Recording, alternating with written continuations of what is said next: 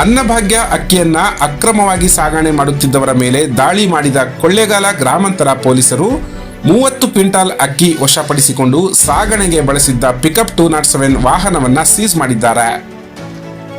ತಾಲೂಕಿನ ಹರಳೆ ಗ್ರಾಮದ ಸಮೀಪ ಅಕ್ರಮ ಅಕ್ಕಿ ಸಾಗಣೆ ಮಾಡಲಾಗುತ್ತಿದೆ ಎಂಬ ಖಚಿತ ಮಾಹಿತಿಯನ್ನ ಆಧರಿಸಿ ದಾಳಿ ಮಾಡಿದ ಪಿಎಸ್ಐ ಸುಪ್ರೀತ್ ಹಾಗೂ ಸಿಬ್ಬಂದಿಗಳು ಅಕ್ರಮ ಸಾಗಾಣಿಕೆಯನ್ನ ವಿಫಲಗೊಳಿಸುವಲ್ಲಿ ಯಶಸ್ವಿಯಾಗಿದ್ದಾರೆ.